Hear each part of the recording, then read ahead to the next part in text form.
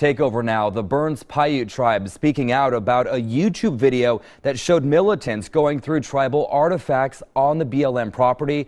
The occupiers at the refuge made the video in order to return the artifacts to the tribe, but the tribe is saying no. Jennifer Dowling has more on why the tribal chair is saying they should stay at the refuge.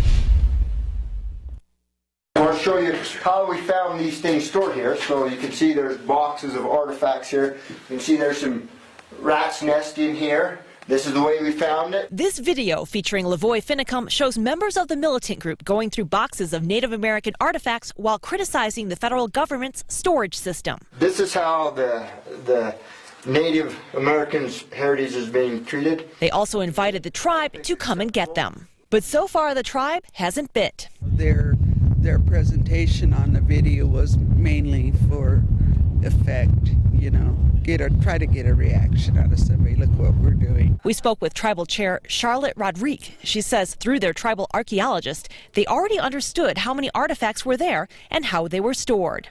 It doesn't really bother me. As for the condition of the items, she pointed out that eastern Oregon is high and dry, meaning the climate won't impact what was shown in those boxes. The things that we're worried about are the things that are defenseless. The animals, the plants, all the archaeology and the history in the land. You know, it's not about having possession of something. She now calls the refuge a crime scene. It's part of a federal investigation, it's evidence, and we've warned our people that they're not to accept anything from them.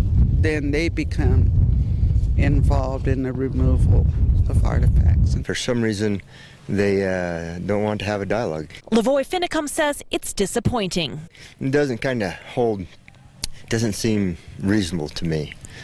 Where a whole group of white men come and disturb the ground, take it, throw it in boxes for 30 years down in a dark basement, and now we bring it to light and say, hey, would you like to have this? And somehow they don't. Ryan Bundy said Sheila Warren of the Siletz tribe came to review those artifacts today. She said they were untouched and in good condition. As for others who don't want the militia in town, an online petition asking President Obama to get the leaders arrested is gaining momentum on the We the People website. If they get more than 80,000 signatures by February 8th, White House staff will review it. Lavoy feels it's a waste of time. I honestly believe there's already a federal warrant for his arrest. The Go Home Malheur site, which is raising money for organizations that oppose the militia, has already raised more than $73,000. Some of that money will go to the Paiute Tribe, for which Charlotte says she's grateful. She says the militants' request for a tribal liaison will also go unanswered. They have no authority. I might as well go talk to our neighbors across the fence from the reservation. They've got just as much authority. Lavoy Finicum says he'd like to see the Bureau of Indian Affairs go away altogether. He says they have too much oversight over Native tribes.